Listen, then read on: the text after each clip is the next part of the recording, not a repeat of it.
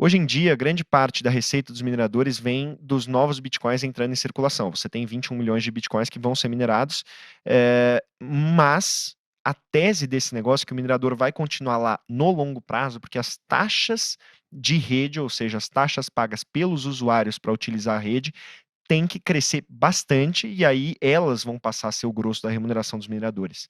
A gente não necessariamente vê isso ou consegue realmente calcular que esse negócio vai crescer e hoje em dia, mesmo com Bitcoin relativamente, obviamente que é novo, mas relativamente maduro comparativamente a outros projetos de cripto, isso ainda corresponde, salvo engano, a 2% da remuneração desses mineradores. Então, no final das contas, a remuneração deles por taxas de transação, que é o que vai estar no longo prazo, é muito baixa.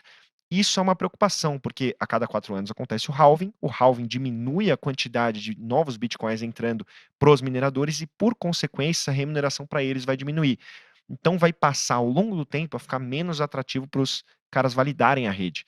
E se ficar menos atrativo para eles validarem a rede, você tem mineradores saindo, a não ser que é justamente uma das teorias ali, que o desenvolvimento das máquinas aumente é, muito rapidamente, aí você vai ter uma eficiência energética muito alta, o seu custo para minerar vai ser muito reduzido por máquina, e aí, por consequência, vai valer a pena você continuar minerando e o poder computacional empregado vai continuar crescendo, porque mesmo com a redução da mineração, essa conta vai continuar fechando.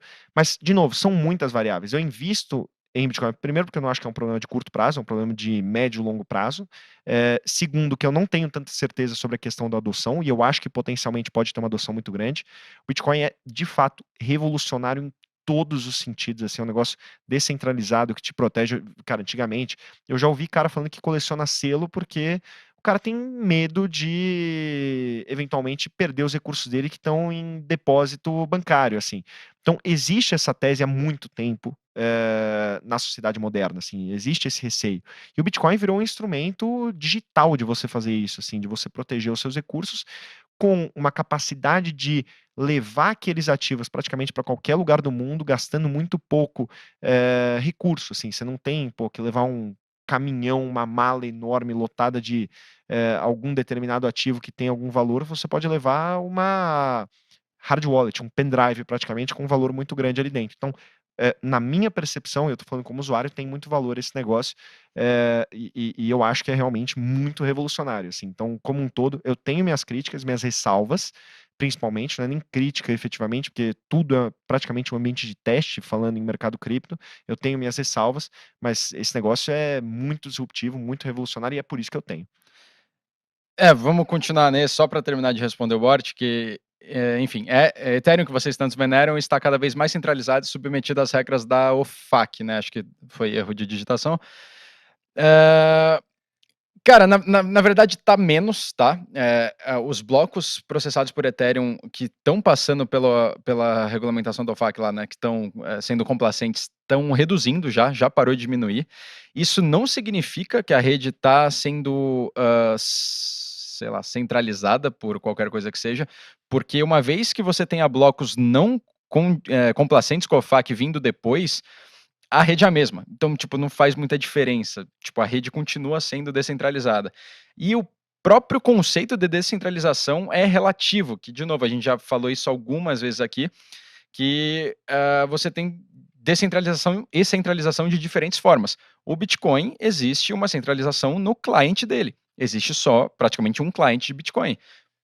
O que vai Client é acontecer? o que liga o validador efetivamente à A rede. rede. Então você tem uma concentração enorme No Bitcoin Core, que é no Bitcoin só Core. ele. Que, salvo engano, também é 90 e 90 alto, assim, é Não, quase eu noventa e acho. oito por cento assim, é muito alto. E a questão do rebalanceamento da rede, sim, ele tem Ajuste de o dificuldade. ajuste da dificuldade a cada 15 dias. O ponto tá dando certo por enquanto. A gente não sabe o que vai acontecer. Tipo, por isso que é muita variável, entendeu? A gente não sabe o que vai acontecer daqui 10 anos, 15 anos, quando a remuneração for, sei lá, ridícula, ou se qualquer coisa acontecer para. Enfim, tá muito no campo das ideias, entendeu? A nossa preocupação é mais com o incerto do que o que está acontecendo hoje. Tanto que, se a gente não acreditasse hoje, a gente não teria, a gente tem. É Eu mais uma. tenho, eu tenho e é relevante do portfólio, não é pouco relevante, assim, eu acho que uma coisa que eu aprendi ao longo do tempo, assim, principalmente com o, cara, foi o merge da Ethereum, assim, que acho que deu essa faísca maior. As blockchains são muito mais flexíveis e mutáveis do que a gente imagina. A questão é a governança por trás dessa mutabilidade, assim, tipo, ela consegue se ajustar, ela consegue se adaptar, consegue. A questão é velocidade, timing, tudo mais. Então, eu, de certa forma confio na tecnologia no sentido dela poder se ajustar. E hoje em dia, para mim, tem tanto grau de incerteza no fato desse receio em relação ao Bitcoin, que eu não vou deixar de alocar meu dinheiro lá por conta de uma incerteza que para mim ainda é pouco material, assim. Se ela se tornar mais material, com certeza eu vou repensar. Mas ainda para mim, de novo, é pouco material. O modelo atual funciona.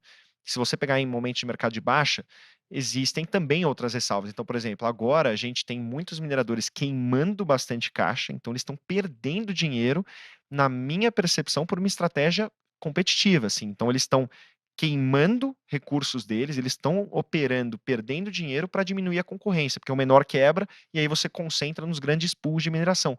Isso não é uma coisa que vem acontecendo há pouco tempo, é uma coisa que vem acontecendo há bastante tempo. Uma das teses que eu também tenho, que a gente vai precisar validar ao longo do tempo, é justamente a concentração desses validadores, assim, porque se você tem um ganho de escala, na medida em que você tem uma operação maior, você é mais eficiente, os maiores pools têm um incentivo a ficar maior, ou seja, eles têm um incentivo a fazer essa prática de dumping, que é o que a gente conhece no mercado. Então você opera perdendo dinheiro para que os menores quebram ou sejam adquiridos. Então, se você tem esse ganho de escala, você tem um incentivo para isso acontecer. E se você tem incentivo para isso acontecer, potencialmente você vai ter uma concentração grande de rede na validação ao longo do tempo. E, no caso, falando de Ethereum especificamente, você teve uma desconcentração depois do merge, assim. Então, a validação foi desconcentrada, foi um dos mitos que a gente quebrou aqui, eu acho que nos 10 mitos que a gente levantou pós-merge.